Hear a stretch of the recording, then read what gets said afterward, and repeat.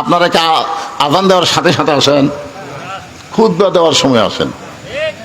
যে ইমাম সাহেব 2 রাকাত নামাজের সালাম ফিরাইছে সাথে সাথে ওরে বাবা ধরফল করে সব বার হয়ে গেল।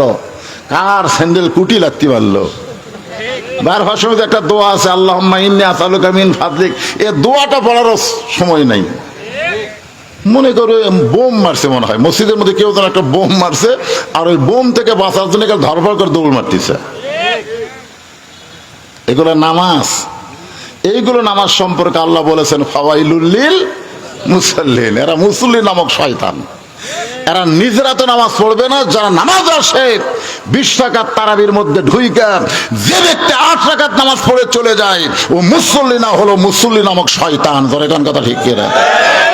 কারণ ও নিজে নামাজ পড়বে না, ওর আশেপাশে যারা নামাজ পড়তেছে ওদেরকেও পড়বার দেবে না। একজন বার হওয়া মাত্রই কি আরেকজনের মনের মধ্যে ই গেল গরমের দিন আমিও যাই। এই কোরআনের মাহফিল এসে দেখবেন 2-1জন কিন্তু কিছুক্ষণ বসার পরে লাফ দিয়ে ওঠে, ওই কিন্তু ওঠে না, শয়তান আর ঘাড় ধরে তোলে। ওঠ শয়তান, তুই আমার দল করিস, তুই কে জাকাত রে? তুই দল করিস আমার, তুই কোরআনের মাহফিলে বসে থাকিস। ওঠ। দেখবেন কেউ যদি ওঠে বুঝলেন ওই ওঠেনি, শয়তান তুলিছে ঘাড় ধরে, এরকম ঘাড় ধরেছে টিপি ওই লাফ দিয়ে উঠছে। এখন ওর দেখা দেখে আরো 2-1জন কেন ওয়াজ শোনা কি ফরজ? এই ওয়াজ শোনা কি ফরজ? রাত জেগে ওয়াজ শুনতেছিস সহজ যায়। দেখবেন আস্তে আস্তে একটা যাওয়ার ঝোঁক করে যায়। জোরে কোন ঠিক কিনা? তাই বলে আপনাকে জন্য আমি বলতেছি না। তা আল্লাহ বলতেছেন যারা আমাকে বিশ্বাস স্থাপন করেছ, যদি আমার কাছে কিছু পাবার চাও, আসলে যদি আমরা আল্লাহর কাছে চাই দুনিয়াও চাওয়া যাবে, আখিরাতেও চাওয়া যাবে। কারণ আল্লাহ কোরআনে বললেন রব্বানা, পড়েন রব্বানা আতিনা ফিদ দুনিয়া হাসানাতাও ওয়া ফিল আখিরাতি হাসানা ওয়া কিনা আযাবান্নার। তা আমি সেই নামাজ নিয়ে আগে আপনাদের সামনে দেখেন ধৈর্য কাকে বলে। আল্লাহ রাসূল 2 ওয়াক্ত নামাজের সালাম ফিরাইয়া সাহাবীর দিকে মুখ ঘোরাতেন। কয় ওয়াক্ত? 5 ওয়াক্তের মধ্যে 2 ওয়াক্ত। এটা কোন ওয়াক্ত? যে ওয়াক্তের পরে কোনো সুন্নত নফল নাই। দেখবেন 5 ওয়াক্তর 2 ওয়াক্তের পরে সুন্নত নফল কিছুই নাই। একটা হলো আসর আর একটা হলো ফজর। আর 3 ওয়াক্তর পরে কিন্তু সুন্নত নফল আছে, আছে না নাই? মাগরিবের পরে আছে, এশার পরে আছে, জোহরের পরে আছে, কিন্তু আসরের পরে নাই, ফজরের পরে নেই। আসরের নামাজের পরে রাসূল সাহাবেদের সামনে কিছু বয়ান করতেন। বয়ান ফজিলত নিয়ে সুবহানাল্লাহ বললে কত সব, আলহামদুলিল্লাহ বললে কত নেকি, এইরকম বিষয় নিয়ে আলোচনা করতেন আসরের নামাজের পর। আর ফজরের নামাজের পরে নবী কোনো বয়ান করতেন না, নবী আলোচনা করতেন। এবং প্রত্যেকটা মুসল্লির চেহারা নিজের চোখে দেখতেন। জোরে কান সুবহানাল্লাহ। এখানে মুখ ঘুরায় ঘুরায় সবার চেহারা দেখতেন। আল্লাহ রাসূল দেখলেন একজন সাহাবী সামনে বসে আছে, তার চোখ 2টা রক্তে লাল। চোখ 2টা রক্ত দেখি লাল হয়ে গেছে, লাল। রাসূল বললেন তোমার চোখ এরকম লাল হলো কেন? আমাদের সকলের চোখ সাদা, তোমার চোখ লাল, কারণ কি? জিজ্ঞেস করা দরকার। আপনি ইমাম সাহেব খাসির গোস্ত দিয়ে গরু গোস্ত দিয়ে ভাত খান, আর মুসল্লি ভাতই কেনার চাউল কেনার টাকাই নাই। নেতা হবার গেলে মসজিদের ইমাম তিনি কিন্তু শুধু মসজিদের ইমাম না, তিনি একজন নেতা। জোরে কোন কথা ঠিক কিনা? আমরা কিন্তু এমপির পিছনে কোনোদিন কইনি ইক্তেদাই তু বিহাদাল এমপি, কইছি ইক্তেদাই তু বিহাদাল ইমাম। আমরা এই ইমামকে অনুসরণ করি, যে ইমাম হলো আল্লাহর ঘরের ইমাম। জোরে কোন সুবহানাল্লাহ। একটু মনোযোগ দিবেন। নবী বললেন তোমার চোখ 2টা রক্তের মতন লাল। সাহাবী বলতেছে রাসূলুল্লাহ এশার নামাজ পড়ার পরে আমি যখন বাড়িতে গেলাম, বাড়িতে যাওয়ার পরে আমি ঘুমের বিছনায় যখন দোয়া পড়লাম আল্লাহুম্মা বিইসমিকা আমুতু, এই আমুতু বলার সঙ্গে সঙ্গে আমার মনে হলো আজকের ঘুমটাই আমার জীবনের শেষ ঘুম হতে পারে। যদি ঘুমের মধ্যে মারা যায় তাহলে আমি জীবনে হয়তো আর তওবা করার সুযোগ পাবো না, আমার জীবনের গুনাহ মাফ নেওয়ার সুযোগ পাবো না। এই জন্য আমি না ঘুমাইয়া আমি কোরআন তেলাওয়াত করলাম, আমি না ঘুমাইয়া নামাজ পড়লাম। আমি জিকির করলাম, তওবা করলাম, কান্নাকাটি করলাম, এগুলা করতে করতে ফজরের সময় হয়ে গেছে। আমি আবার ফজরের নামাজ পড়ে আপনি আমার দিকে তাকাইছেন। আমার মনে হয় সারা রাত ঘুম জাগার কারণে আর কান্নাকাটি করার কারণে আমার চোখ দুইটা রক্তে লাল হয়ে গেছে। আপনারা দুই একজন না বুঝে সুবহানাল্লাহ করলেন, কিন্তু এই সাহাবীর এই কথা শুনে রাসূল বললেন নাউজুবিল্লাহ। আপনার বলেন তো এটা নাউজুবিল্লাহর কথা? এটা কি নাউজুবিল্লাহ বলা যায়? এটা কি আমি বলেছি না রাসূল বলেছে? আচ্ছা, রাসূল যে কথা বলে এটা কি রাসূল বলে না আল্লাহ বলে? হ্যাঁ, এটা কিন্তু আমাকে বিশ্বাস করতে হবে। মা ইয়ান্তিকু আনিল হাওয়া ইন হুয়া ইল্লা ওয়াহয়ু ইউহা। নবী কোনো কথা নফসের তাড়নায় বলে না, নবী যা কিছু বলে কে বলায়? তাহলে আল্লাহ রাসূল যে বললেন নাউজুবিল্লাহ, মা আতাকুমুর রাসূলু ফাখুযুহু ওয়া মা নাহাকুম আনহু ফান্তাহু। নবী যেটা করেছেন সেটা করা হলো আমাদের জন্য ইবাদত, নবী যেটা করে নাই সেটা করা যাবে না। জোরে কোন কথা ঠিক কিনা? নবী করে না আমি করতেছি, এর নাম সুন্নত না বেদাত? জোরে কোন সুন্নত না বেদাত?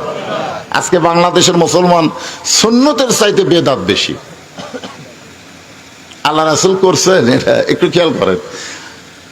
সাহাবীরা বললেন হুজুর, যে লোকটা সারা রাত ধরে কান্নাকাটি করছে, নামাজ পড়ছে, কোরআন তেলাওয়াত করছে, এইটা শোনার পরে সুবহানাল্লাহ না বলে নাউজুবিল্লাহ, আল্লাহ রাসূল বললেন এই ইসলামই কোথায় পেল? এই যে ইসলাম, আমি রাসূল এশার নামাজ পড়ে ঘোষণা করেছি তোমরা ঘুমাইয়া যাও। রাসূল বলেছেন এশার নামাজ পড়ে তোমরা ঘুমিয়ে যাও, কোনো গাল গল্প করো না, কারণ তাহাজ্জুদের মহব্বত আর ফজরের জামাত তোমাদেরকে আদায় করা লাগবে। আরে ভাই হোহা করেন না কেন? ও আজকে প্রতিদিন হবে? আজকে হয় রাত জায়গা শুনতেছেন, কাল তো আর রাত জায়গা লাগবে না। এটা কি আমার কথা? রাসূল বলেছেন এশার নামাজ পড়ার পরে তোমরা ঘুমাইয়া যাও। এটা কে বলছেন? আল্লাহ না রাসূল বলে? আচ্ছা, আল্লাহ বলেছেন রাসূলের মুখ দিয়ে। কি জন্য ঘুমাবা? এই ঘুমানোর মধ্যে কারণ আছে। 5 ওয়াক্ত নামাজের মধ্যে 3 ওয়াক্ত তাড়াতাড়ি, আসর মাগরিব এশা তাড়াতাড়ি না, আর 2 ওয়াক্ত লম্বা, এশা থেকে ফজর, ফজর থেকে জোহর। সাহাবীরা বললেন ইয়া রাসূলুল্লাহ এই 2 ওয়াক্ত লম্বা কেন? আল্লাহ রাসূল বললেন ফজর থেকে জোহর লম্বা হওয়ার কারণ হলো এই লম্বা সময়ের মধ্যে চাকরি বাকরি করবে, ব্যবসা বাণিজ্য করবে, খেতে খামারে কাজ কাম করবে, এগুলা করতে গিয়ে দেহের যে ক্ষয় হবে, ক্ষয়। এশা থেকে ফজর আল্লাহ লম্বা সময় দেওয়ার কারণে ওই সময় সে ঘুম পারলে ওই ক্ষয়টা আল্লাহ ঘুমের মাধ্যমে পুরো করে দিবে। জোরে কোন সুবহানাল্লাহ। এখন আপনারা বলেন ইসলামে ঘুমানোর কথা আছে না নাই? তাহাজ্জুদের একটা মহব্বত। তাহাজ্জুদ কিন্তু নামাজ না, তাহাজ্জুদ হচ্ছে মহব্বত। যার অন্তরে যত বেশি আল্লাহর মহব্বত তার মাধ্যমেই তাহাজ্জুদ। জোরে কোন কথা ঠিক কি? যে 5 ওয়াক্তই পড়ে না ওই আবার তাহাজ্জুদ।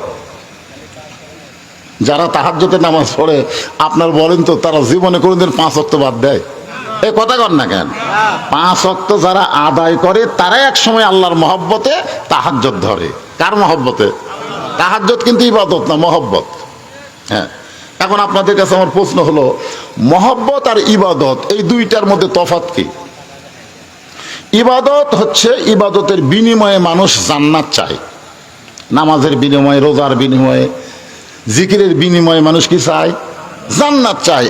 আর মহব্বতের বিনিময়ে মানুষ জান্নাত চায় না, জান্নাতের মালিক আল্লাহ চায়। এখন আপনারা বলেন তো আমরা জান্নাত চাই না আল্লাহ চাই? কিসের আল্লাহ রে? জান্নাত পালি যথেষ্ট।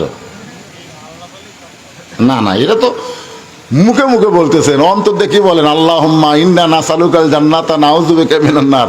দোয়া করেননি? দোয়া করেন আল্লাহুম্মা ইন্না নাসআলুকাল জান্নাতা নাউযু বিকা মিনান নার। আল্লাহ তোমার জান্নাত আমরা চাই, আল্লাহ তোমার জাহান্নাম থেকে বাঁচাও আল্লাহ। কোনদিন কি বলছেন আল্লাহ তুমি জান্নাত দাও, যা দাও দাও তোমাকে আমি চাই? এ কথা কোনদিন কইছেন? তো এই জন্যে মহব্বত এটা হলো আলাদা সাবজেক্ট। ফজরের জামাত তোমাদেরকে আদায় করা লাগবে। ফজরের জামাতের এত বড় গুরুত্ব, নামাজ শেষ করে যেই মাত্র নবী তাকাইছে এমন সময় একজন সাহাবী দাঁড়িয়ে আল্লাহর নবীকে সালাম দেয়। আল্লাহ রাসূল বললেন আমি তোমাদের উদ্দেশ্যে কিছু বলবো, আর তুমি আমাকে দাঁড়িয়ে সালাম দিলে। ওই সাহাবীর নাম হলো ওসমান গনি। জোরে বলেন নাম কি? রাসূল বলল, ওসমান সালাম দেওয়ার কারণ কি? বলে, ইয়া রাসূলুল্লাহ, একদিন দেখেছি আমি কিছুই বলি নাই, আমি দ্বিতীয় দেখেছি কিছুই বলি নাই, আজকে তৃতীয় দিন দেখতেছি আপনি যেই মাত্র সালাম ফেরান সঙ্গে সঙ্গে আপনার একজন সাহাবী খুব জোরে সোরে বাড়ির দিকে দৌড় দেয়। একদিন দেখেছি আপনি যেই সালাম ফেরাছেন, সালাম ফেরানোর সাথে সাথে দৌড়। দ্বিতীয় দিন দেখেছি একই অবস্থা, আজকেও দেখলাম। এটা আমার কাছে খুব খারাপ লাগলো। নবী কত সুন্দর আলোচনা করে, আর নবীর এই গুরুত্বপূর্ণ আলোচনা না শুনে সালাম ফিরে বাড়ির দিকে দৌড় দেয়। আল্লাহ রাসূল বললেন, ওসমান, ওই সাহাবীর নাম কি তালহা?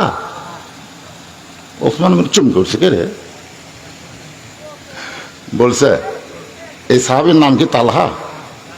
আল্লাহ রাসূল বলতেছেন, ওসমান গুলো চুম করে বলতেছে, ইয়া রাসূলুল্লাহ, আমি বলার আগেই আপনি জানলেন, কেমনে বললেন?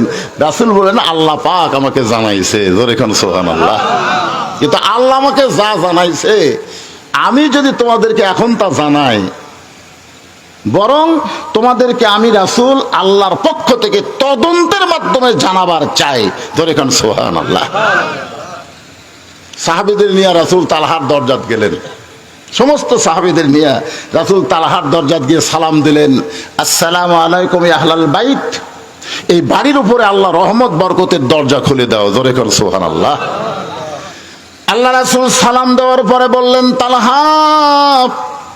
সঙ্গে সঙ্গে তালহা বলেন, লব্বাইক রাসূলুল্লাহ। তালহা কিন্তু ডাকের উত্তর দিয়েছে। নবী একটু দেরি করলেন, কিন্তু দরজা খোলেন না। নবী আবার ডাক দিলেন, তালহা। সঙ্গে সঙ্গে তালহা বলে, লব্বাইক ইয়া রাসূলুল্লাহ। নবী আবার একটু দেরি করলেন, কিন্তু তালহা দরজা খোলে না। নবী আবার বললেন, তালহা। সঙ্গে সঙ্গে তালহা বলেন, লব্বাইক ইয়া রাসূলুল্লাহ। নবী তালহা বলার সঙ্গে সঙ্গে তালহা লব্বাইক কয়, কিন্তু ঘরের দরজা খোলে না, বাড়ির দরজা খোলে না। তিনবার নবী তালহাকে ডাক দিলেন। এখন পর্যন্ত দরজা না খোলার কারণে সমস্ত সাহাবী ধৈর্য ধারণ করে পারে, কিন্তু একজন সাহাবী আর ধৈর্য ধরতে পারে না। তার নাম হলো হযরত ওমর। তার নাম কি? আল্লাহ রাসূলের কাছে গিয়ে বললেন, ইয়া রাসূলুল্লাহ, আপনার জুতার পরশে আল্লাহর আরশ ধন্য হয়। আচ্ছা, ওমর ফারুক কি মিথ্যা কথা কইছে? তাহলে আপনারা সুবহানাল্লাহ বলেন না? কোন সময় কোনটা বলা লাগবে সেটা জানেন আপনারা? যার জুতার পরশে আল্লাহর আরশ ধন্য হয়, সেই নবী তালহার বাড়ির দরজায় তিনবার তালহা বলে ডাকলো। তালহা লব্বাইক লব্বাইক লব্বাইক বললো, কিন্তু দরজা খুললো না। আমার মনে হয় তালহা বেদব হয়ে গেছে। যে ওমরের কথার সাথে আল্লাহর কথা মিলে গিয়া কোরআনে 23টা আয়াত আল্লাহ নাজিল করেছে। জোরে কোন সুবহানাল্লাহ। আল্লাহ রাসূল বলেছে, আমার পরে কেউ যদি নবী হতো, লাউ কানা ওমর, নবী হওয়ার সব যোগ্যতা আল্লাহ ওমরের মধ্যে দান করেছে, কিন্তু নবুয়তের দরজা বন্ধ বলে ওমর নবী হওয়ার পারল না। কিন্তু আল্লাহ রাসূল বলেছেন, হাসরের ময়দানে আমার এই কথাকে গুরুত্ব দিয়ে আল্লাহ ওমরকে নবীদের কাতারে দাঁড় করায়া দিবে। কিন্তু হযরত ওমর নবীদের কাতার পছন্দ করবে না। ওমর ফারুক বললেন, যেই নবীর উম্মত হওয়ার জন্য নবীরা পর্যন্ত কান্নাকাটি করছে, আর সেই নবীর উম্মতের কাতার বাদ দিয়ে আমি ওমর নবীদের কাতারে দাঁড়াবো না। সুবহানাল্লাহ কবেন না? তার মানে কি বোঝা গেল? নবীদের কাতারের চাইতে বিশ্ব নবীর উম্মতের কাতারের দাম কম না। ঈসা আলাইহিস সালাম শুধু তো আসমানের কাছে সাইজে বসে আছে আমাকে নবীর উম্মত হওয়ার জন্য। সুবহানাল্লাহ, কোনো কথা কন না কেন? এখনো হয়নি। যেদিন আল্লাহ পাঠাবেন, গোটা বিশ্ব যখন ইহুদি খ্রিস্টান আর এই মালনের বাচ্চারা দখল করতে চাবে, মুসলমানদেরকে যখন অকাতরে হত্যা করবে, ওই সময় আল্লাহ তাআলা আর সহ্য করতে না পেরে ঈসাকে সভাপতি বানায় গোটা পৃথিবী আল্লাহ মুসলমানের পায়ের তলে দান করে দিবে। ধরে করো সুবহানাল্লাহ। কি মনে করতেছেন? ঈসা আলাইহিস সালাম কি আমাদের নবীর উম্মত হওয়াতে খুশি না বেজার?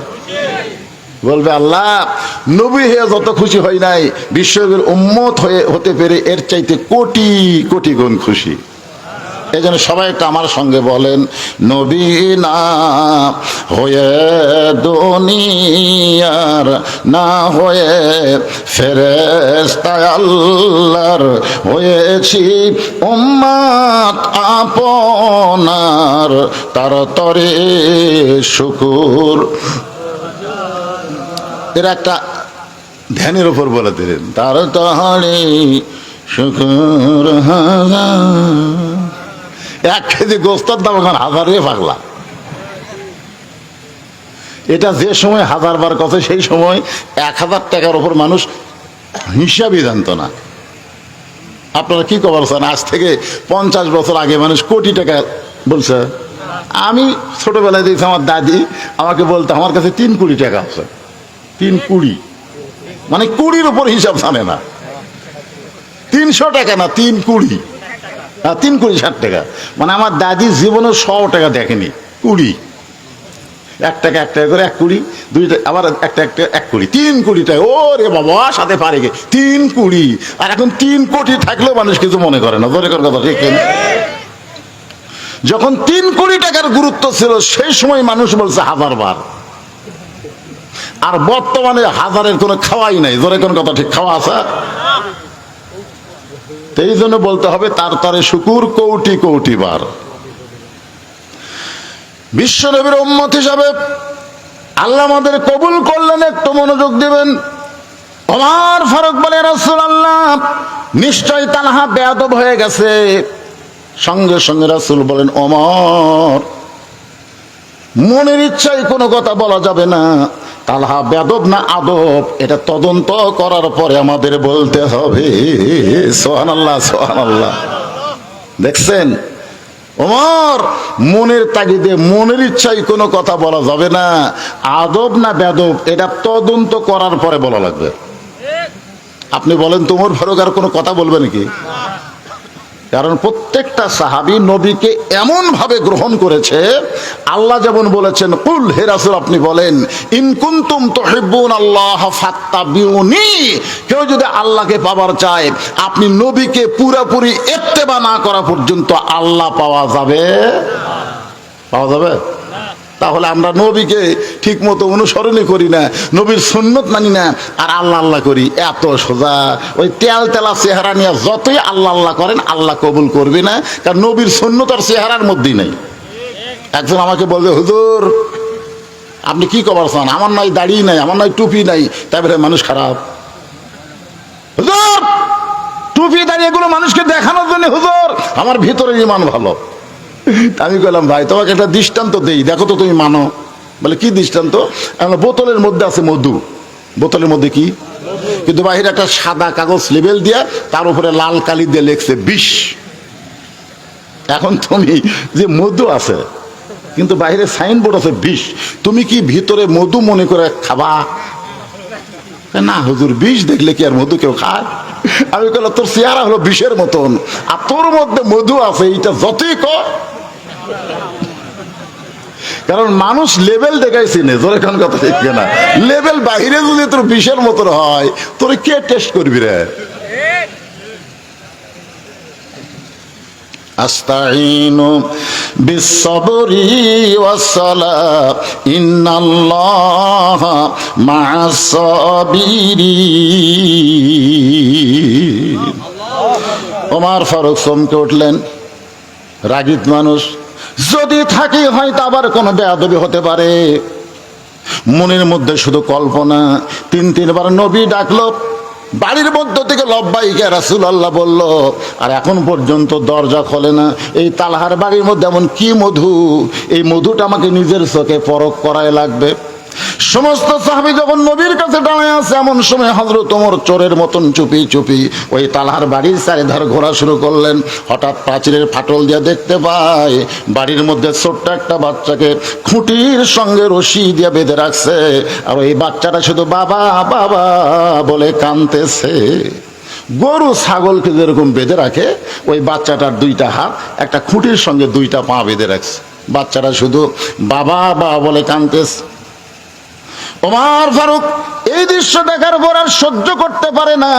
যতই পাষাণ হযরত ওমর হোক না কেন, ছোট বাচ্চাদের স্নেহ করা এটা শুধু ওমর না, আল্লাহর নবীর সুন্নাত। সে যে ধর্মেরই হোক।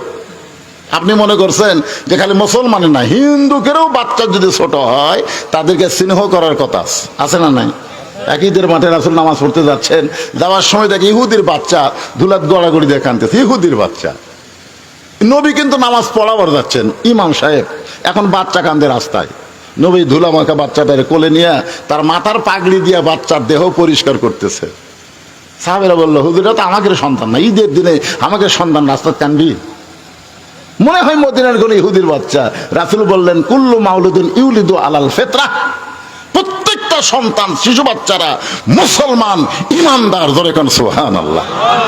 কিন্তু পরিবেশের কারণে এরা বেঈমান হয়ে যায়। যার দৃষ্টান্ত হলো, আপনি সন্তান জন্ম দেন, হিন্দুর বাড়িতে যদি লালন পালন করতে দেন, 10 বছর পরে যদি আপনি আপনার সন্তান ফেরত চান, ওই আল্লাহ কবি না ভগবান কবি?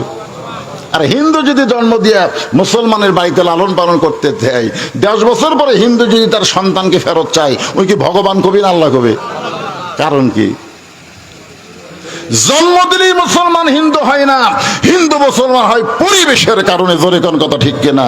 বর্তমানে সিংড়ায় যে পরিবেশ চলতেছে, এই পরিবেশ কিন্তু হিন্দু মুসলমানের না, এই পরিবেশ হলো বেসাইজা পরিবেশ। জোরে কোন ঠিক কিনা? বেসাইজ, কোনো সাইজ নাই। এসব নামাজ পড়া মুসলমান বাড়ি ঢুকতেছে, ফেরেশতা আবার ওই বাড়ির চারিধার ঘুরতেছে, ওই ঘরের মধ্যে আবার হিন্দুদের পূজার বাদ্য লোকের বাঁচতেছে। ফেরেশতা কয়, আল্লাহ মসজিদ থেকে মুসলমান বাড়ি ঢুকলো, আবার সেই মুসলমানের ঘর হিন্দুদের পূজার বাদ্য লোকের বাঁচলো, খবর কি? আল্লাহ বলে, ফেরেশতা ওই তো স্বামী মুসলমান নামাজ পড়লো, কি তোর বউ যে হিন্দু স্টার জলসা দেখতেছে। তখন কয়, আল্লাহ বউ হিন্দু স্বামী মুসলমান, রাত্রে আবার কোন জায়গায় থাকে? একই বিচার থাকে। এটা সাইজ হলো, এ তো ব্যাস সাইজ। কি মনে করেন এটা সাইজ? আরে ঈদ পালন করলো মুসলমানের, 2 দিন পরে আবার পয়লা বৈশাখ পালন করলো। ধরে কোন কথা ঠিক কিনা? বাংলাদেশের লোকেরা তরমুজ কিনে পারতেছে না, হ্যাঁ, ঠিক মতো বাড়ি ঘরে রং করে পারতেছে না। কত স্কুল মাদ্রাসায় রং নেই, আর শালা মিঠামইন 14 কিলো রাস্তা পয়লা বৈশাখে রং করলো, 7,000 লিটার রং ঢাললো এই বাংলাদেশে। ওরা আবার বলে আমরা বাঙালি। ওরকে সন্তান, যারাই রঙের পক্ষে, ওরকে সন্তানগুলো একটাও বাংলাদেশে পড়ে না, সব বিদেশে পড়ে। হায় হায়, আমাদের এলাকার এক মুক্তিযোদ্ধা মুরগি কিনবার যায়, পাকিস্তানি মুরগি খুঁজতেছে। পাকিস্তানি মুরগি আছে, পাকিস্তানি মুরগি। আমি গেলাম, আপনি প্রতি মাসে 20,000 টাকা করে বেতন পান পারে মুক্তিযোদ্ধা, তো পাকিস্তানি খবর কেন? ওরা রাজা খা। বাবা, পাকিস্তানি মুরগি ভালো রে। আর পাকিস্তানের গায়ক যখন বাংলাদেশে আসলো, বাংলাদেশের ছাত্রলীগের ছেলেরা তার সঙ্গে আবার ফটো শুট করলো। কে রে? আপনার মনে করেন এই মৌলবীরা এত কিছু জানে কোত্থেকে? আমরা সব জানি, কিন্তু কবার গেলি রাজাকার হমো। তোর এখন কথা রেখে না, আসল কথা বললে তোমায় ধরবে রে। দেশাইলো কলিকাল, ভেড়া সাটে বাঘের গাল। দেশাইলো কলিকাল, ভেড়া সাটে বাঘের গাল। আসল কথা বললে তোমায় জেলে দিবে রে, আসল কথা বললে তোমায় ধরবে রে। একটু মনোযোগ দিয়ে শোনেন, যতটুকু বলা যাবে তার বেশি বলবো না, আবার যেইটুকু না বললে আজকের এই নামাজের তাফসির পুরোপুরি বোঝান যাবে না। আমি ততটুকুই আপনাদের সামনে উপস্থাপন করব। ওমর ফারুক এই দৃশ্য দেখার পরে আর সহ্য করতে পারলেন না, খুব জোরে জোরে দরজা এসে দেখে তালহা দরজা খুলে আল্লাহর নবীর সালাম দেয়। নবী বলতেছেন, তালহা আমার সবচাইতে নরম এবং সরম সাহাবীদের মধ্যে সবচাইতে সরম বেশি যে সাহাবীর, তার নাম হলো ওসমান গনি। তার নাম কি? দেখবেন খুতবায়, সানি খুতবায় ইমাম সাহেব বলেন হায়াউন ওসমান, শর্মিন্দা ওসমান, সুবহানাল্লাহ বলেন। সবচাইতে নরম, নরম মানুষের আবার সরম বেশি। সেই মানুষটা তোমার বিরুদ্ধে অভিযোগ করছে, 1 দিন না, 2 দিন না, 3 দিন। ফজরের সালাম ফিরাই তুমি বাড়ির দিকে দৌড় দাও। 1 দিন হলে বোঝা যায় তোমার জরুরি, কিন্তু লাগাতার 3 দিন তোমাকে দেখছে। আমি নবীর অভিযোগ হলো পরপর 3 বার তোমাকে ডাক দিলাম, প্রত্যেকবারই তুমি উত্তর দিলে, কিন্তু দরজায় এত পরে কেন খুললে? ওমর ফারুক বলে, ইয়া রাসূলুল্লাহ, আপনাদের 2টা অভিযোগের সাথে আমার একটা অভিযোগ হলো, তালহা একটা কচি মাসুম বাচ্চাকে রশি দিয়ে খুঁটির সঙ্গে বেঁধে রাখছে। সঙ্গে সঙ্গে নবী আমার দরজায় বসে বললেন, চোখের পানি নিয়ে বললেন, তালহা, 1 নম্বর অভিযোগ হলো পরপর 3 দিন ফজরের সালাম ফেরায় তুমি বাড়ির দিকে দৌড় দাও। 2 নম্বর অভিযোগ হলো আমি নবী তোমাকে 3 বার ডাক দিলাম, প্রত্যেকবারই তুমি লব্বাইক বললাম, কিন্তু দরজা খুলতে এত দেরি কেন করলাম? ওমর ফারুক বলে, কচি মাসুম বাচ্চাকে রশি দিয়ে তুমি বেঁধে রাখছো। তালহা বলতে যে, হুজুর, একে একে আপনাদের অভিযোগগুলো আমি খণ্ডন করতে চাই। জোরে কোন সুবহানাল্লাহ। হুজুর, ওসমান গনি 3 দিন দেখছে, কিন্তু 3 দিন নয়, আরো অনেক দিন ধরে আমি এই আমল করতেছি। ওসমান গনির চোখে পড়ছে কয়দিন? কিন্তু 3 দিন নয়, অনেক দিন হলে আমলটা আমি করতেছি। আল্লাহ রাসূল বলেন, ফজরের সালাম ফিরায় আমি কিছু আলোচনা করি, এই আলোচনা কি তোমার পছন্দ হয় না? তুমি কেন সালাম ফেরানোর সঙ্গে সঙ্গে বাড়ির দিকে দৌড় দাও? তালহা বলে, রাসূলুল্লাহ, যে কাপড় পরে, যে পোশাক পরে আমি দরজা খুললাম, এই একটা মাত্র কাপড় ছাড়া আমার বাড়িতে আর দ্বিতীয় কোনো কাপড় নাই, যে কাপড় পরে আল্লাহ রাসূলের সামনে দাঁড়ানো যায়। আল্লাহ রাসূলের সামনে দাঁড়ানোর কাপড় কিন্তু আলাদা। আপনি মনে করেন না যে আপনি একটা শার্ট গায়ে দিয়ে লুঙ্গি পরে আপনি মসজিদে গেলে আল্লাহ আপনার উপর খুশি হবে, এটা কখনোই মনে করেন না। লেবাসুত তাকওয়া, যেই পোশাক পরলে আপনার ভিতরে তাকওয়া বেশি হয়। আপনি জানেন, এমন একটা লুঙ্গি পরছেন, স্ট্যান্ডার্ড লুঙ্গি, 1 বছর গ্যারান্টি। কয় বছর? কিন্তু কারেন্ট গেলে যখন হঠাৎ সব ঘেমে যায়, তখন এই লুঙ্গি কিন্তু আবার গায়ের সাথে লাগা যায়, যায় কি যায় না? রুকুর থেকে যখন সেজদাত গেছেন, লুঙ্গির পিছনে পাত করে ফেটে গেল। আপনার গাঁয়ের যদি শার্ট থাকে, দ্বিতীয় কথা লোকেরা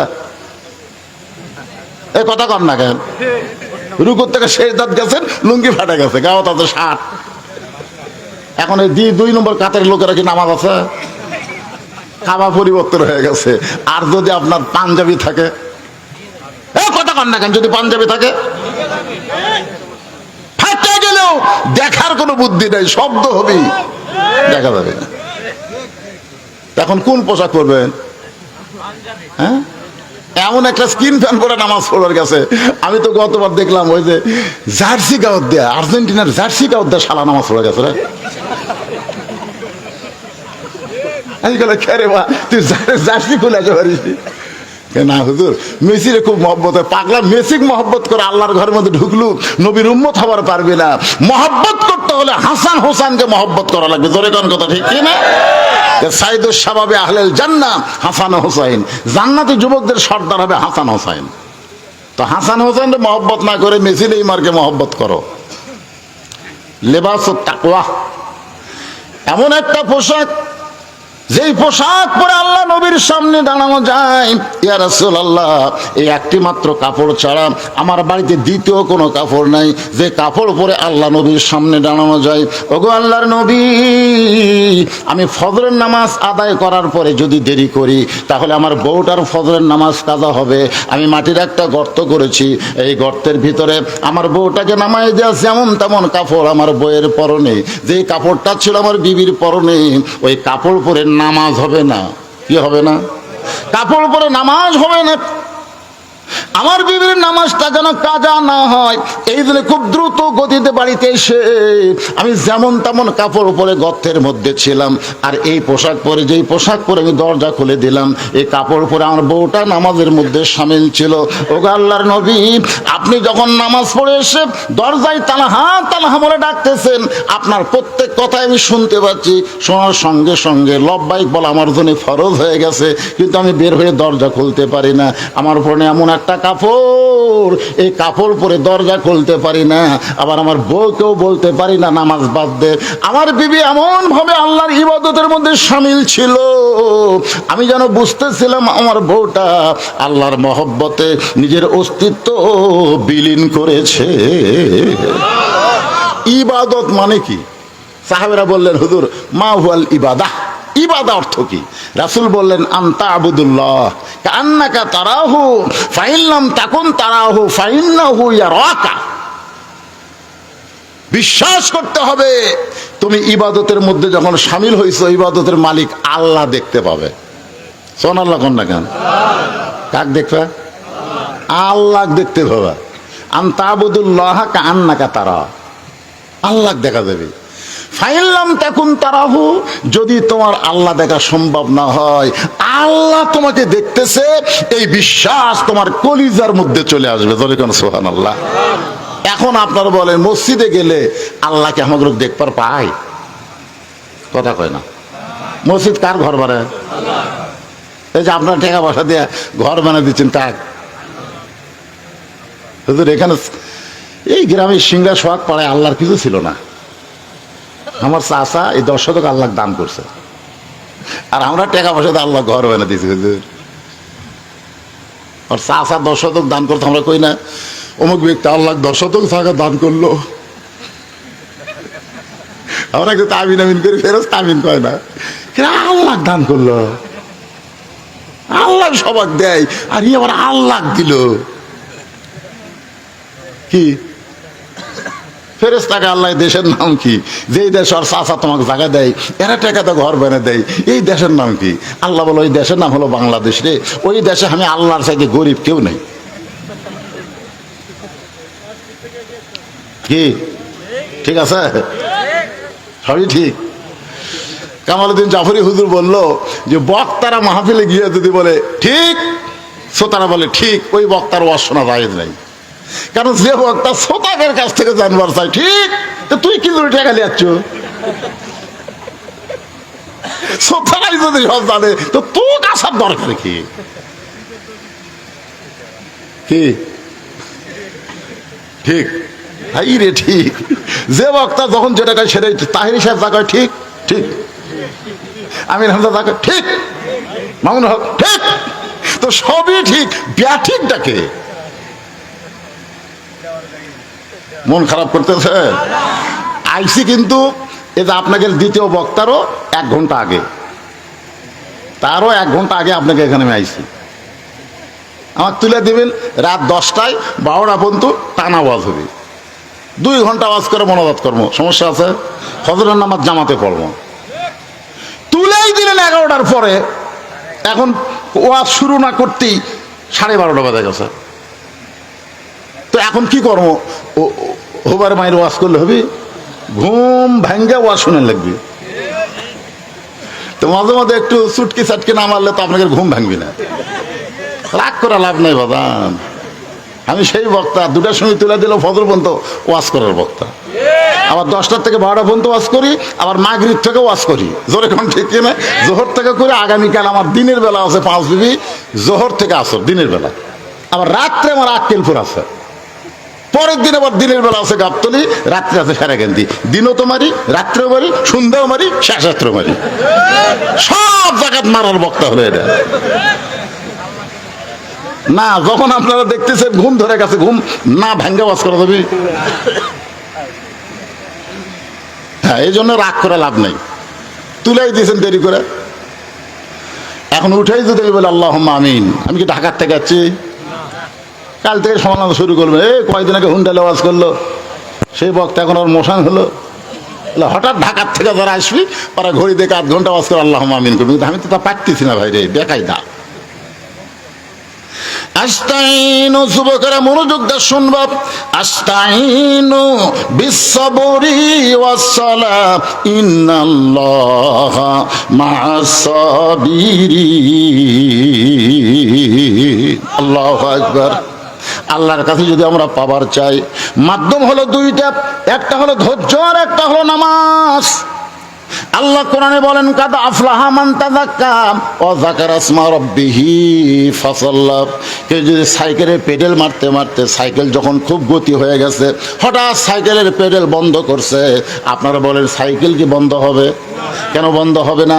আগে পেডেল মাইরা সাইকেলের মধ্যে যে গতি তৈরি করছেন, ওই গতির ব্রেক না ধরা পর্যন্ত সাইকেল বন্ধ হবে না। দুনিয়ার মহব্বত কলিজার মধ্যে নিয়ে মসজিদের মধ্যে ঢুকিয়ে আপনি নামাজের নিয়ত করলেন, আপনার নামাজের নামাজের মধ্যে মন বসার আগেই নামাজ শেষ হয়ে গেল। এইটা নামাজ হলো না ফাওয়াইলুল লিল মুসাল্লিন। আগে সাইকেলের ব্রেক ধরে সাইকেলের গতি যেমন থামাতে হবে, মসজিদের মধ্যে ঢুকে আপনি নামাজ শুরু করতে পারবেন না। আল্লাহ বলেছেন ক্বাদ আফলাহা মান তাযাক্কা ওয়া যাকারা ইসমা রাব্বিহি ফাসাল্লা। যদি সফলতা অর্জন করতে চাও আগে তোমার মনকে মসজিদ বানাও।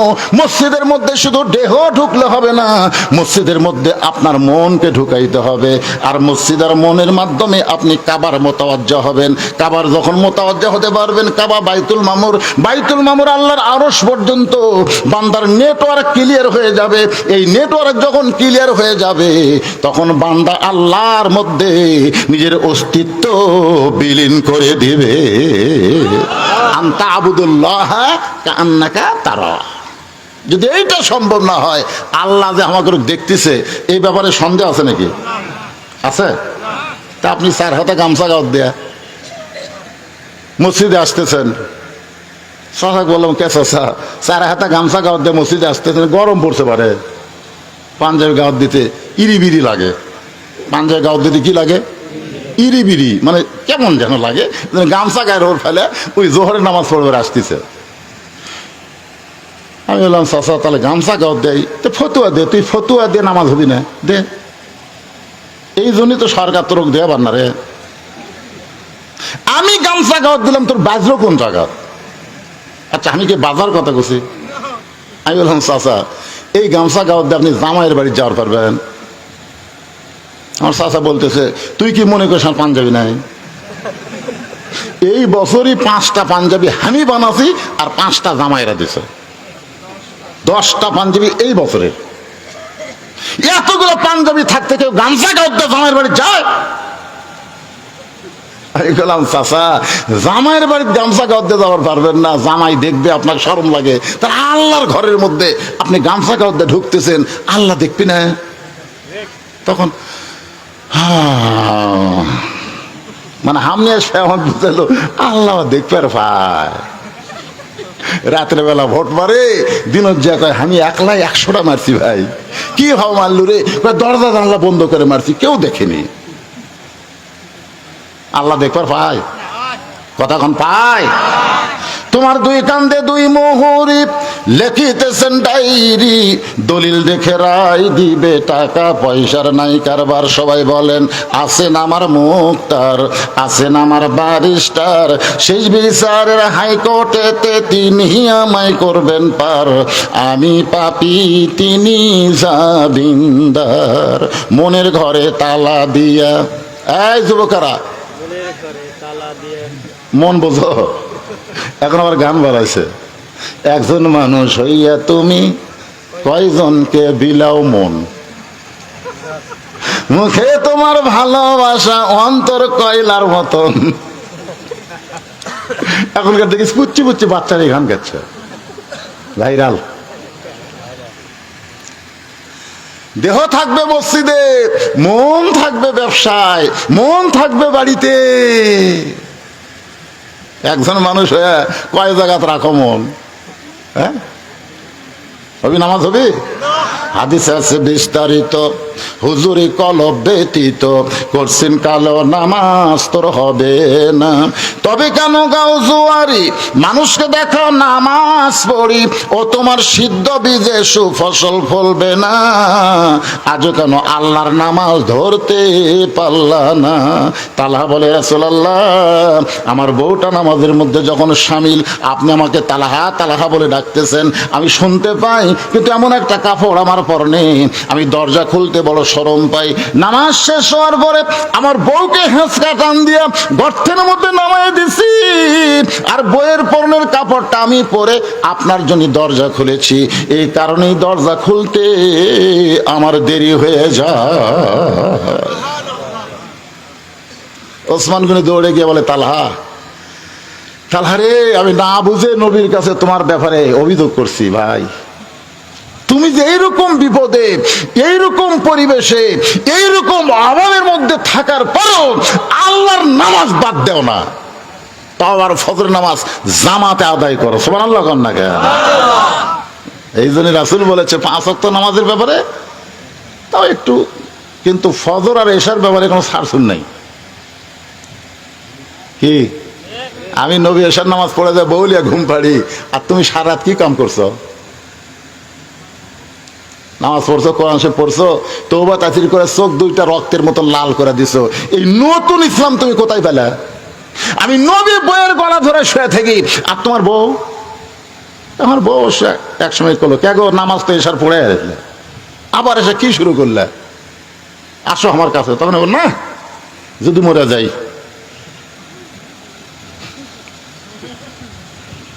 বউ হাঁক 3 বার 4 বার ডাকছে, কিন্তু আমি যাইনি। একসময় হ্যাঁ করে মরার কথা মনে হয়, বলে বছরের কথা আমার খেয়াল নেই, মানে এমন মরার কথা মনে করতে গেলে কান দিচ্ছে কান দিচ্ছে। আল্লাহ রাসূল বললেন যে ইসলাম আমি নবীর নাই, সেই ইসলাম তুমি কোথায় পেলে? আমার নবীর ইসলাম হলো এশার নামাজ পড়ে বউকে বুকের মধ্যে নিয়ে ঘুম পাড়া। হুন্না লিবাসুল লাকুম ওয়া আনতুম লিবাসুল লাহুন্না। স্বামী হলো বিবির পোশাক, বিবি হলো স্বামীর পোশাক। আর তোমার বউ খাটের উপর ছটফটায়, আর তুমি আল্লাহর কাছে কাঁদো। এই নতুন ইসলাম কোথায় পেলে? নবীর ইসলাম হলো এশার নামাজ জামাত আদায় করলো, ফজর নামাজ জামাত আদায় করলো, 2 ওয়াক্ত নামাজ জামাতে পড়ার কারণে সারা রাত ইবাদত করার সওয়াব আল্লাহ তাআলা আমল নামায় দিয়ে দিল। জোরে করে সুবহানাল্লাহ। এশার নামাজ পড়ে আপনি মরে গেছেন, যান, ফজর পর্যন্ত আপনার হায়াত নাই।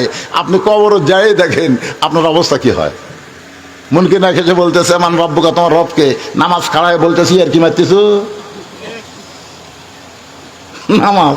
নামাজ খাড়ায় বলতেছি আর কি মারতেছো? কিসের রব? কেরে নামাজে মসজিদের জাতি বলে আলহামদুলিল্লাহ রাব্বিল আলামিন সূরা ফাতিহা শুরু করে, রুকুর জায়গায় সুবহান রাব্বিল আযীম, সিজদার জায়গায় সুবহান রাব্বিল আলা। এতবার রব রব করে দুনিয়া থেকে কেবল এসে কবর ছুতো ভাক্কা শুরু করছো। মুরগির লাগের কয় আল্লাহ মান রব্বুকে প্রশ্ন করলে নামাজ যে খেপা খেপছে, আমরা কি করব? আল্লাহ কয় দরকার নাই, যে নামাজ যে কবরত গেছে ও রব হয়ে গেছে। জোরে কোন সুবহানাল্লাহ। আপনি এশার নামাজ জামাতে পড়ছেন, ফজর আগে মরে গেছেন, আপনি সারা রাত ঘুম জাগে কানবের কে কথা? হ্যাঁ, আপনি ঘুম জাগতে পারেন, ঘুম জাগার কথা আল্লাহ বলেছেন অমিনাল লাইলি ফাতাহাজ্জাদ বিহি নাফিলাতাল লাক। রাতের এমন একটা অংশ আছে যে অংশ আল্লাহ নেটওয়ার্ক ক্লিয়ার করে দেয়, যে সময় আর কেউ মোবাইল করে না, ওই সময় কিন্তু নেটওয়ার্কের ঝামেলা নাই। জোরে কোন ঠিক করে দেখবেন মাঝে মধ্যে সরকার ফ্রি দিছিল না, রাত 12টার পরে ফ্রি টক টাইম ফ্রি, একেবারে আপনি খালি করতে থাকেন, টাকা লাগবে না। ওই সময় আমি কল করে দিই, কলই ঢোকে না, মানে এত কল বুঝলেন নেটওয়ার্কের ক্লিয়ার খালি ঘুরতে করতেছে। আমি 5-6 বার ফোন একজনের কাছে, খালি কই দুঃখিত সংযোগ দেওয়া যাচ্ছে না। তো ফিরে দিয়ে লাভ কি, সংযোগে ঢুকতেছে না। তো 5 ওয়াক্তের সময় নেটওয়ার্ক ক্লিয়ার নাই, মানে চাপ আছে। 5 ওয়াক্ত মানে অনেকে পড়ে, জোরে কোন কথা ঠিক কিনা? তাহাজ্জুদ সবাই ঘুমায় আছে, আল্লাহ ঘুমায়নি, আর আল্লাহ ওয়ালারা চেতন পাশে। জোরে কোন সুবহানাল্লাহ। ওই সময় আপনি যা বলবেন, হাদিস শরীফ আছে আল্লাহ আবার নিচের দিকে চলে আসে, যেটি আসছিল সেটা আবার নিচের দিকে আসে। আচ্ছা বলে কি চাও বান্দা? সবাই ঘুমায় গেছে, তুমি কি চাও? তুমি কি চাও? দুনিয়া চাও না আখিরাত চাও? বাদশাহী চাও না ফকিরি চাও? ঈমান চাও না জীবন চাও? তুমি কি চাও? বান্দা যদি চালাক হয়ে যায় তাহলে বলে আল্লাহ আমি কিছুই চাই না, আমি শুধু তোমাকে চাই। খুব চালাক বান্দা, তোমাকে চাই আল্লাহ। সেজদার থেকে মাথা তুলতে আল্লাহ কয় যতই সেজদা কর তুই জাহান্নামী, তুই যতই নামাজ পড়ার সেজদা কর তোর ঠিকানা জাহান্নাম। চালাক বলতেছে আলহামদুলিল্লাহ আলহামদুলিল্লাহ আলহামদুলিল্লাহ। আল্লাহ কয় কেরে পাগলা কি করলাম? জাহান্নাম রে। তো বলতেছে দেখ অসুবিধা কি, তুমি কি মনে করছো আমি জাহান্নামতে একলা যাবো? তা আল্লাহকে তোর সাথে জাহান্নামত খেয়ে যাবি, যার সেজদাত আছে তাকলিয়া যাবো, যার প্রেম আমার কলিজাত, যাক ছাড়া আমি কিছুই বুঝি না, সবাই ঘুম পড়ে আমি চেতন পাই, আমি তাক ছাড়া। তুমি কি মনে করছো আমি একলা? আল্লাহ বলে আমাকে যদি জাহান্নামে যাস, জাহান্নাম তো জান্নাত হয়ে যাবে। এটা জানি তো, আমার জাতির পিতা। আগুনের চুলার মধ্যে যখন পড়লো তখন তুমি কুটি তাই কুটি। তুমি কি জন্য বললা কুনি বারদাও ওয়া সালামান আলা ইব্রাহিম? আমি জানি না তুমি ইব্রাহিমের সাথে আছো, আগুন খালি ইব্রাহিমকে লাগবে না, তোমাকে লাগবে। এই দুটো আগুনকে বললা শান্তিদায়ক হয়ে যা। ইব্রাহিমের জন্য কসো না তোমার জন্য কসো? আল্লাহ কয় পাগলা রে, যে আমার জন্য পাগল, আমি আল্লাহ তার জন্য পাগল। জোরে কোন সুবহানাল্লাহ। আর এই পাগলামি শুরু হয় তাহাজ্জুদের মাধ্যমে। জোরে কোন কিসের মাধ্যমে? এই জন্য তাহাজ্জুদকে নামাজ বলা হয় না, তাহাজ্জুদ হলো মহাব্বত। ওসমান গনি বলে, ভাইজান তোমার এমন অবস্থা আমি জানতাম না। পরপর 3 দিন দেখেছি নবীর কাছে অভিযোগ করেছি। রাসূল বলে, ওসমান তুমি অভিযোগ না করলে আমি তালহা পর্যন্ত আসতাম না, আর তালহা পর্যন্ত যদি না আসতাম তাহলে এই বিষয় তো আমরা জানতে পারতাম না। ওমর ফারুক বলে, রাসূলুল্লাহ 2টা অভিযোগের উত্তর হয়ে গেছে। কি জন্য তালহা ফজরের সালাম ফেরা বাড়ির দিকে দৌড়ায়, আর 3বার তালহা তালহা বলে ডাকার পরে তালহা দরজা খুলতে কেন দেরি করলো? এই 2টার অভিযোগের উত্তর হয়ে গেল। কিন্তু আমি তো অভিযোগ করলাম একটা মাসুম বাচ্চাকে তালহা রশি দিয়ে খুঁটির সঙ্গে বেঁধে রাখছে, এইটার ব্যাপারে কিছু বলবেন না? রাসূল বলে, তালহা রে, শিশু বাচ্চাদের স্নেহ করা, বড়দেরকে সম্মান করা, আর সমবয়স্কে মহব্বত করা, এই 3টাই হলো নবীর সুন্নাত। ছোট বাচ্চা যদি মসজিদে যায়, আপনাদের মসজিদে ছোট বাচ্চারা যায় না? দুষ্টামি করলে যেন খবর দেয়, একটা করে যদি ঝাঁকির তাড়া মারেন আপনি কবিরা গুনাহ হবে। জানেন নবী সেজদাত গেছে, হাসান হোসাইন পিঠের উপর লাফ দিয়ে চড়তে পারে? এ জাতা কথা মনে করছেন? প্রথম সেজদা 3বার সুবহানাল আলা, দ্বিতীয় সেজদা যায় প্রত্যেকটা সাহাবীরা 100 বার সুবহানাল আলা সুবহানাল আলা সুবহানাল আলা। 2-1 সাহাবী মাথা তুলবার চাচ্ছে কি হলো? কিন্তু কোরআন শরীফ বলতেছে মাতা কুমর রাসূল ফাখুযুহু, নবী যেটা করবি সেটাই করা লাগবে। নবী সেজদা তোলেনি, তারা তুলিস না। যাই হোক, সেজদা উঠলো, 2য় রাকাত ঠিক আছে, 3য় রাকাত ঠিক আছে, 4th রাকাত ঠিক আছে। নবী সালাম ফেরানোর পরে ওমর ফারুক বলে, হুজুর প্রথম রাকাতে 2য় সেজদা এত লম্বা কে? আল্লাহ রাসূল বললেন 3বার সুবহানাল্লাহ আলা বলার পরে আমি সেজদা তুলবার চাইছিলাম, কিন্তু ওই 2 পবিত্র আয়সা আমার পিঠের উপরে এমন বসলো, ওঠে না। আমি নামাবার চাই, আল্লাহ কয় নামানো চলবি না।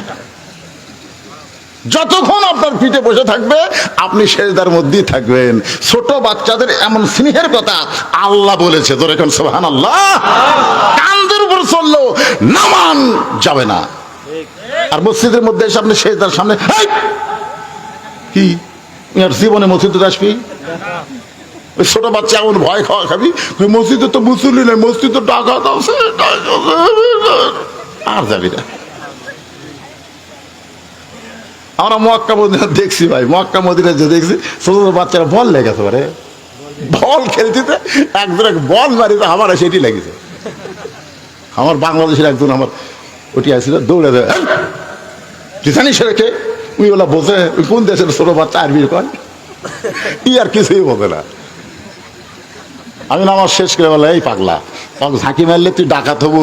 নবীর সুন্নত হলো ছোট বাচ্চাদের আদর করা। সুবহানাল্লাহ সুবহানাল্লাহ সুবহানাল্লাহ। ছোট বাচ্চাদেরকে স্নেহ করতে হবে, বয়স্কদের সম্মান করা লাগবে, আর সমবয়সীদেরকে বন্ধু বানান লাগবে।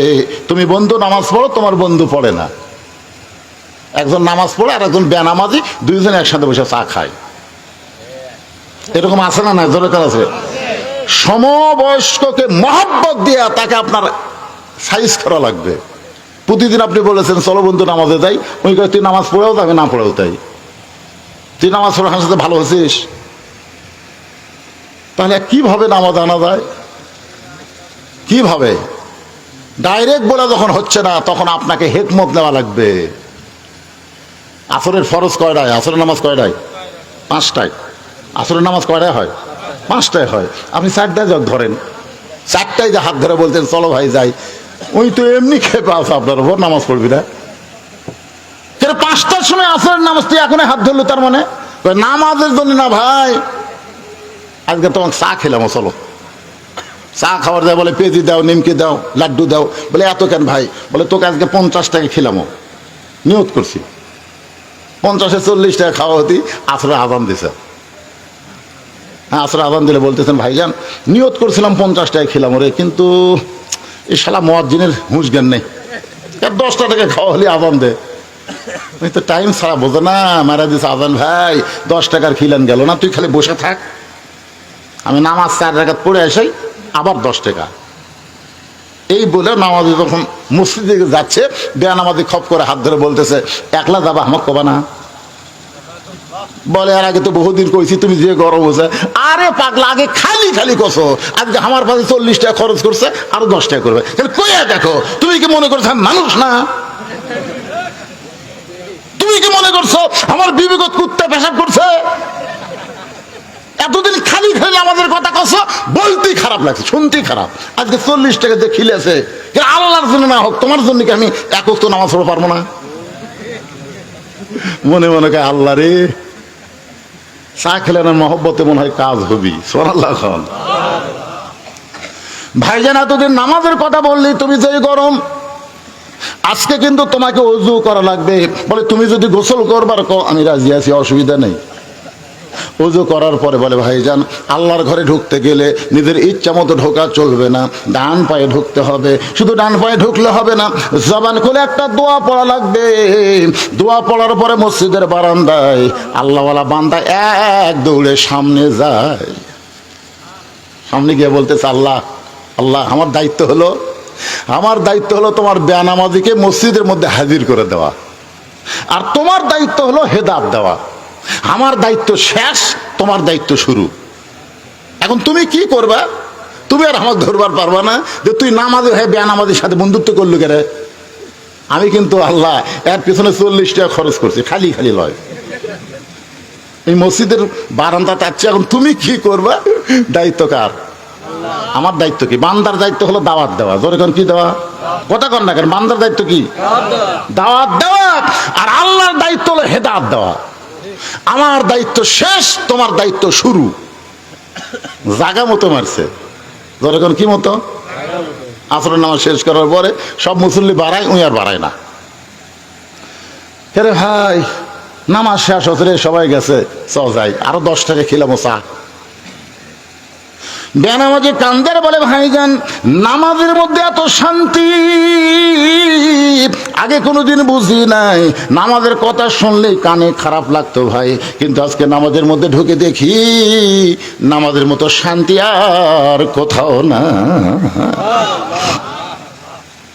যারা 5 ওয়াক্ত নামাজ ধরেছেন, আমি তাদের বলবো একদিন আপনারা এশার নামাজ না পড়ে বিছনায় যাবেন।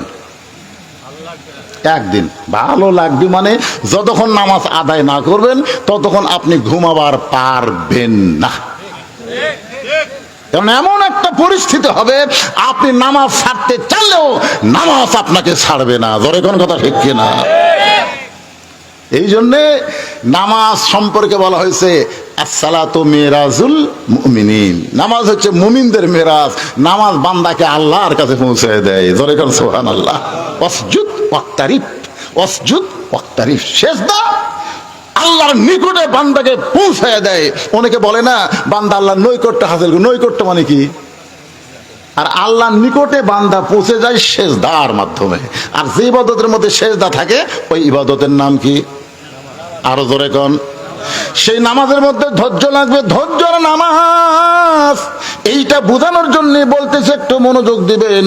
রাসূল বলে তালহা তোমার কচি মাসুম বাচ্চাকে তুমি রশি দিয়া খুঁটির সঙ্গে বেঁধে রাখছো বাবা, তোমার বাচ্চার প্রতি কি তোমার মায়া নাই? আমি নবীর কথা কি তোমার মনে নাই? ছোট বাচ্চাদের স্নেহ করা লাগবে। তালহা কান্দের বলে রাসূলুল্লাহ আমার বান্দাকে আমি, আমার বাচ্চাকে, আমার সন্তানকে আমি অত্যন্ত ভালোবাসি। সুবহানাল্লাহ না কেন? ওমর ফারুক বলে তালহা পাগলামি শুরু করছে। তুমি সন্তানকে রশি দিয়ে খুঁটির সঙ্গে হাত পাও বাঁধে থুছে গরু ছাগলের মতন, এরপরেও তুমি বলতেছো আমার সন্তানকে আমি অত্যন্ত ভালোবাসি।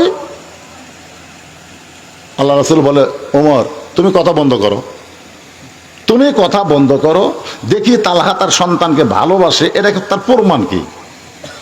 তালহা বলতে হুজুর সন্তানকে ভালোবাসা একটা হলো জান্নাতের জন্যে আর একটা হলো দুনিয়ার জন্যে। প্রকৃত বাবা হলো তারাই যারা সন্তানকে জান্নাতের জন্য ভালোবাসে, সন্তানকে জান্নাতের মধ্যে ঢুকাতে চায়, জান্নাতি করতে চায়। এই শিক্ষায় এই আমল দিয়ে যারা সন্তানকে গড়ায় তারা হলো সন্তানের প্রকৃত বাপ। জোরে কোন কথা ঠিক কিনা? আর নকল বাপ কারা? সন্তানের দুনিয়ার সুখ চায়। আমার সন্তানের 10 বিঘা ধানি জমি হলেই, মাথা গোজার মতন একটা ছাদ ঢালাই বাড়ি হলেই, টিন শেড বাড়ি, বড় বড় পাথর পড়ে ভেঙ্গা দেবি রে, ব্যাংকে খালি 20টা লাখ টাকা থাকলি, আর আমার সন্তানের টেনশন নাই। চা খাওয়ার কয় আমার এক সন্তান আমেরিকাতে, ভাই কি গরম, যাইতে আসে কয় ভাই আমার তরফ থেকে 1 কাপ খা ভাই, আমেরিকাতে তোর বেটা। আর একজন মুখ বন্ধ করে আছে, কে ভাই মুখ বন্ধ কে? বলে ওই আমেরিকার বাপে শুনতেছি, শালা ফাটা বেটাকে আমেরিকার পেটাতে গরম মাথা। আমার বেটা সৌদি আরব আছে, আমি একবারও করছি না। জানে আমেরিকার মুসলমান গেলেও বেঈমান হতে পারে, আর সৌদি আরবে বেনামাজি গেলে নামাজি হতে পারে। জোরে কোন কথা ঠিক কিনা? তুমি প্রকৃত বাপ তখনই হবা যখন তোমার সন্তান সৌদি আরবে থাকবে, আমেরিকা তোমার বেটা থাকে, লন্ডনে তোমার বেটা থাকে, তুমি ভেজাল বাপ। ভেজাল বাপ। গ্রামে হাফিজি মাদ্রাসা আছে, প্রাইমারি আছে, ওই বাচ্চা প্রাইমারি ভর্তি করে দিয়ে কহেন বাপ, তুই ভেজাল বাপ। ধরে এখন কি বাপ? তুই বাচ্চার হাতে আগডম বাগডম ঘরডম সাথে ঢাকঢোলক ঝাঁঝর বাজে এই মিথ্যা শিক্ষার ব্যাগ তুলে দিছিস, তুই ভেজাল। আসল বাপ হলো জালিকাল কিতাবুল রাইবা হুদাল লিল মুত্তাকিন, সত্য শিক্ষার কোরআন যে সন্তান হাতে তুলে দিয়েছে, যেই কিতাব পড়তে গেলে লা ইয়ামুসসুহু ইল্লাল মুতাহহারুন, যতক্ষণ পবিত্র না হবা ততক্ষণ পর্যন্ত আল্লাহর কিতাব ধরা যাবে না। এই সত্য শিক্ষা, পবিত্র শিক্ষা যে সন্তানকে বাবা যে সন্তানকে দিল সেটা হলো আসল বাপ। সন্তানকে ফটকা দেয় না, ঈদের দিনে ফজরের নামাজ জামাতে নিয়ে যায়। জোরে কোন কথা, কথা কন না কে? 7 বছরের 6 বছরের বাচ্চাকে বাবা মসজিদে নিয়ে গেছে, আর কতগুলো বাপ শালা ফজরের নামাজে নিয়ে যায়নি, ঈদের মাঠত নিয়ে গেছে, চাপাত খালি জুতে দেবে। আছে না নাই? অনেক লোক ঈদুল ফিতরের ঈদগাহের ময়দানে ঈদের নামাজ পড়লো, খুঁজলে দেখেন ওই শয়তান ফজরের নামাজ পড়েনি, খুঁজলে দেখেন। তুমি বেটা ফজরের নামাজ না পড়ে ঈদের মাঠে গিয়ে নামাজ পড়তেছো, তোমার মতন বড় গাদ্দার, বড় জালেম বাংলার জমিন আর নাই। জোরে কোন কথা ঠিক কিনা? সবচাইতে বড় জালেম ফজরের সময় ঘুম পাড়ছে, ঈদের মাঠে নামাজ পড়ে গেছে। আর কতকগুলা রোজাই রাখেনি। আর যারা মোশন ভাই ওই হুজুরের সাথে মোলাকাত করে 500 টাকা দেয়, হুজুর 500 টাকা আল্লাহ জান্নাত দিও, শালা একটা মাস রোজা করেনি, হুজুরের হাতে 500 টাকা দিলি জান্নাত। মন খারাপ করতেছেন? নিজের চোখে দেখা জিনিস ভাই যান। আপনার সন্তানকে ফজরের নামাজে নিয়ে যান, আপনি আসল বাপ আর ভেজাল বাপ। তালহা বলতেছে রাসূলুল্লাহ, আমি আমার সন্তানকে এত ভালোবাসি, এই ভালোবাসার রশি দিয়া আমার সন্তানকে খুঁটির সঙ্গে বেঁধে রাখছি, কারণ আমি চাই আমার সন্তানকে আল্লাহ জান্নাত দে। রাসূল বলে, তালহা রশিদে মাসুম বাচ্চাকে বেঁধে রাখা জান্নাত পাওয়া কেমনে বলো?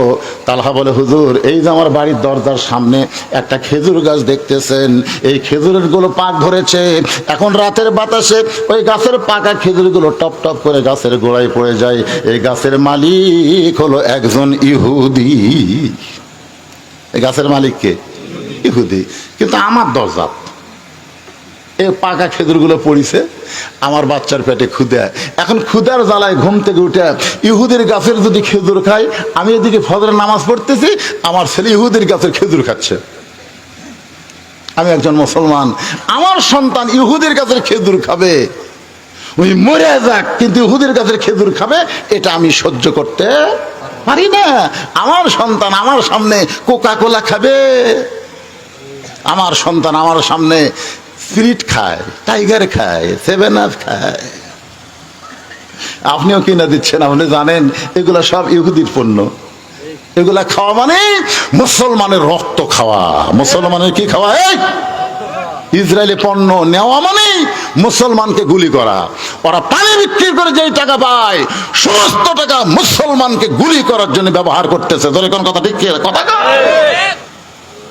আপনার সামনে আপনার ছেলে কোকা কোলা খাচ্ছে, আপনি কারি লিভার পারছেন? এই শয়তান, এটা খাওয়া চলবি না বলছেন? যে দোকানে চলতেছে দোকানে কইছেন এই এটা ইসরায়েলি পণ্য, এটা কিনাও চলবে না, বেচাও চলবে না, এটা বেচাও হারাম, খাওয়া হারাম। মান তাশাব্বা বিকওমিন ফাহুয়া মিনহুম, যে যাকে মহব্বত করবে, যে যাকে সহযোগিতা করবে, তার সঙ্গে আল্লাহ তার হাসর নাসর করবে। তোর এখন কথা ঠিক কি না? 400 বছরের পুরাতন বাবরি মসজিদ ভাঙ্গা এই শালারা রাম মন্দির বানালো। ভারতে মন্দির বানানোর জায়গা নাই? এখন জায়গা আছে না নাই? তো অন্য ফাঁকা জায়গায় মন্দির না বানায়া মসজিদ ভাঙ্গা মন্দির বানায় প্রমাণ করে দিল। আর যাই হোক, হিন্দুরা মুসলমানকে সহ্য করতে পারে না। জোরে কোন কথা ঠিক না?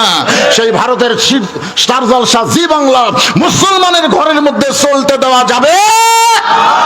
যে বউ জি বাংলা স্টার জলসা দেখবে তাকে বুঝাই দিবেন বাবরি মসজিদ ভাঙ্গার কথা বলে। এরপরেও যদি স্টার জলসা জি বাংলা দেখবার চায়, দরকার হলে বউ পরিবর্তন করবেন, কিন্তু ভারতের চ্যানেল বাংলার মুসলমানের ঘরে চলতে দেওয়া যাবে আর কথা কয় না। হ্যাঁ,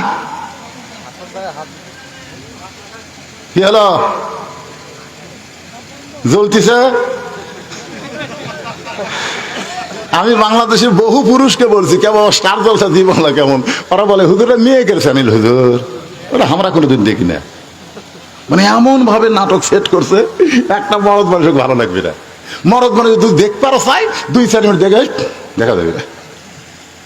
যদি কোনো পুরুষ মানুষ দেখে বুঝবেন এই পুরুষ না, ওই গোপনে হিজড়া হয়ে গেছে। তোর এখন কি আছে, ভারতের চ্যানেল কোনো মরদ মানুষ দেখে না, যদি কেউ দেখে বুঝবেন হিজড়া। ওটা মেয়ে মানুষের জন্য বানানো হয়েছে।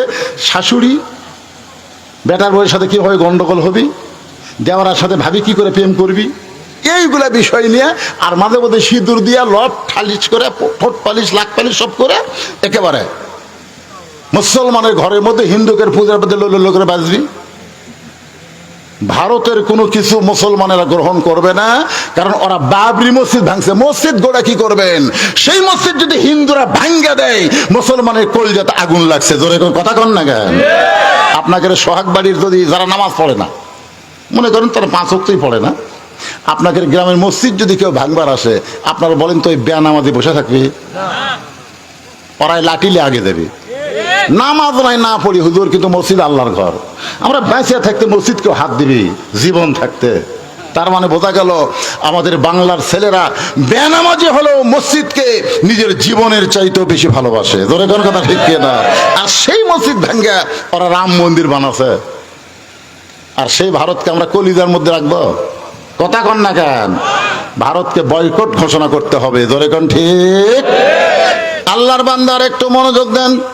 তালহা বলতেছে, রাসূল আল্লাহ, আমি সন্তানকে ঘরের মধ্যে রাইখা যেতে পারি না, যদি ঘুম থেকে চেতনা পায়া ইহুদির গাছের খুরমা খেজুর খাই।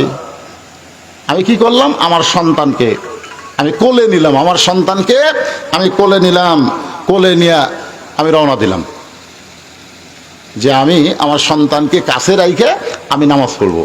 কিন্তু রাস্তার মাঝখানে যাইতে আমার মন বলতেছে, তোর সন্তান ছোট মানুষ, এই তো নামাজের গুরুত্ব বুঝবি না, যদি নামাজ শুরু করে দিলে ও যদি নামাজের ক্ষতি করে। চিন্তা করলো এটাও তো ঠিক, রাসূল বলেছেন 6 বছর 7 বছর থেকে নামাজের তালিম দাও, আর আমার বাচ্চার বয়স কেবল 5 বছর। এত 7 বছর বয়স হয়নি, এক নামাজের তালিম দেওয়ারই বয়স হয়নি, তাহলে এই 5 বছরের বাচ্চাকে আমি যদি নিয়ে যাই আর যদি নামাজের ক্ষতি করে, তাহলে তো রাসূল আমাকে গাল দিবে। বাড়িতে রাখতে পারি না চেতন হয়ে যদি খেজুর খায়, আর নিয়েও যাওয়ার পারি না যদি আমাদের নামাজ নষ্ট করে দেয়। এই জন্য আমার ঘুমন্ত ছেলেকে চেতন করে রশিদে খুঁটির মধ্যে বেঁধে রাখছি। ফজরের নামাজ পড়ার পরে আমি এসে গর্তের মধ্যে আমার বউকে কাপড় দিলাম। আমার বউ নামাজ শেষ করে গর্তের মধ্যে নামলো, আমি সেই পোশাক পরে আপনার জন্য দরজা খুললাম। এখনো পর্যন্ত আমার ছেলের বাঁধন খুলতে পারে নাই। রাসূল বললেন, তালহা, কি যদি মনে না করো আমি তোমার বাড়ির মধ্যে একটু ঢুকতে চাই। তালহা বলে, রাসূল আল্লাহ, আমার তরফ থেকে কিন্তু আপত্তি নাই, বরং আমার ভাগ্য এত ভালো আপনার কদম আমার বাড়ির ভিতরে। রাসূল বাড়ির মধ্যে গিয়ে তালহার পুত্র সন্তানের দিকে তাকায় লাগায় ছোট বাচ্চার মতন কান্না শুরু করে দিলেন। সাহেব বলে, ইয়া রাসূলুল্লাহ, এমন করে আপনি কাঁদতেছেন? রাসূল বলে, তালহা রে, রশি দিয়া তোমার বাচ্চাকে খুঁটির সঙ্গে বেঁধে ইহুদির গাছের খেজুর থেকে তোমার সন্তানকে হেফাজত করো নাই। আমি বলতেছি তোমার সন্তান থেকে তুমি জাহান্নাম হেফাজত করেছো।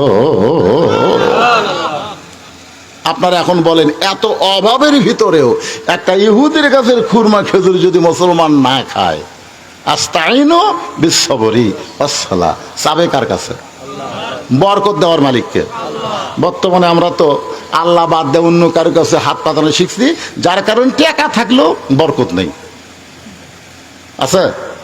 যেরকম আছে, চাইতে হবে কার মাধ্যমে? ধৈর্য আর নামাজ। মসজিদ কিসের জন্যে? এ ভাই, মসজিদ কিসের জন্যে? কারা কারা ঈশার নামাজ পড়েন নাই? এখানে যারা বসে আছেন, কারা কারা ঈশার নামাজ পড়েন নাই? হাত তোলেন। এ কথা আমি বলবো না, হাত তোলেন, এ কথা আমি বলবো না। কিন্তু কারা কারা ফজরের নামাজ পড়বেন না, তারা একটা হাত তোলেন তো, যে হুজুর আপনি যতই ওয়াজ করেন আমরা ফজর নামাজ পড়বো না। এরকম কেউ আছেন? কে রে ভাই, কেউ আছেন যে ফজর নামাজ পড়বেন না? আছেন? আচ্ছা, কারা কারা ফজর পড়বেন? দুই হাত তোলা, আল্লাহকে একটু দেখান তো দেখি। লিল্লাহে তাকবীর, হাত নামান। এটা হলো মসজিদ উন্নয়নের সবচাইতে বড় কালেকশন। কি মনে করছেন? বস্তা সিমেন্ট তোলা মডেল মসজিদ বানাতে মুসল্লি নেই। আমি যে আসর নামাজ পড়বো, গোটা মসজিদ টাইলস ধুলে, লোক দিলে গোটাল ধুলে। মসজিদকে বললাম, কে রে ভাই ধার দেন না? কি জন্যে? কি জন্যে? আজান দিয়ে আকামত দিয়ে কেউ আসে না, খামাকা ধার দিয়ে কি করবো? আপনি দেখেন আমার জায়গা ঠিক আছে কিনা। আমি তাকে দিকে সামান্য পরিষ্কার, গামছা দুই বাড়ি বাড়ি হুজুর ধুলে উড়ে যায়, এই জায়গার নামাজ পড়ি। আজকে আপনি আসবেন আমি জানি। তাই করলাম, কে রে ভাই তারা নামাজ পড়ে না? পড়ে হুজুর। পড়বি না কেন? নামাজের দিন পড়ে হুজুর, নামাজের দিন পড়ে। তোমাকে দিকে নামাজের দিন কবে? শুক্রবার দিন। তা আপনারা কি মনে করছেন শুক্রবারের জন্য মসজিদ বানাচ্ছেন? এই পুরাতন মসজিদ কি শুক্রবারের জন্য? তাহলে মসজিদের বড় কালেকশন হলো ফজর নামাজ সবাই পড়বেন। মুসল্লি যদি কালেকশন হয়, মসজিদের কোনো অভাব থাকবে না। ধরে কোন কথা ঠিক কিনা? কথা কোন ঠিক কিনা? কাবা ঘরের মধ্যে মূর্তি ঢুকছে কখন? নবী যখন হিজরত করে মদিনায় গেলেন, মদিনা থেকে আসার পরে মক্কা যখন বিজয় হলো, সাহাবেরা কাবা তাওয়াফ করবেন। রাসূল বলেন, তাওয়াফ করার আগে দেখি তো কাবার ভিতরের খবর কি। আমরা এতদিন ছিলাম মদিনায়, মক্কার ভিতর কি করছে দেখা লাগবে না? তখন ভিতরে ঢুকে দেখে বাবা একেবারে কাবার দেওয়ালের সাথে খুঁটি ইয়ে মারছে, পেরাক মেরে, বুঝছেন, 360টা মূর্তি টাঙ্গাছে। হবল, লাত, মানাত, উজ্জা, এরকম সব টাঙ্গাত হচ্ছে। ওমর ফারুক বলে, সি সি সি সি, আল্লাহর ঘরের মধ্যে মূর্তি কে ঢুকাল? আচ্ছা, আবু জেহেল যখন লাত নিয়ে ঢুকতেছে, লাত মানাত হজ্জা হবল এই মূর্তি গুলো নিয়ে যখন ঢুকতেছে, আল্লাহ ফেরেশতাকে বলতেছে কাবার দরজা খাড়ায় থাক, মূর্তি নিয়ে যেই যাবি মারবো চর, এত জোর চর মারবো, ওই যেন ঘুরতে ঘুরতে পড়ে যায়। মনে করেন আবু সুফিয়ান আগে ঢুকতেছে, এক চর মারছে, ওই দৌড় মারছে। আবু জেহেলকে, কে ভাই মূর্তি ফেলে দিয়ে দৌড় দিল কে? আন্দারা চর মারতেছে পারে, দেখা যাচ্ছে না কে মারতেছে। আপনার মতো চর খাওয়ার পরে আবু জেহেল ঢুকবি, জোরকা ঢুকবি, দরজার জাতি চর, কে মারতেছে দেখা যাচ্ছে না। আল্লাহর কাবা ঘর রক্ষার জন্য আল্লাহ যদি ফেরেশতাকে দরজাত না থুয়ে ওরকম যদি ভিতরে মূর্তি মারার মতন সুযোগ দেয়, তাহলে বাংলাদেশের মসজিদের আশেপাশে যদি মুসল্লি না থাকে, তাহলে মসজিদের কি হবে ভাই? এইবার দেখলাম এক মসজিদে একেবারে ব্যানার ট্যানার টাঙ্গা, বুঝলেন, একেবারে ব্যানার ট্যানার টাঙ্গা মিটিং করতেছে। দুই ধারে দুই ছবি, ওপরে নেতার ছবি মসজিদের মধ্যে। হায় রে সোনার সানেরা, কি বুঝতে পারলেন? হুজুর ভালো করে দোয়া করবেন। হুজুর হুজুর চিন্তা করতেছে দোয়া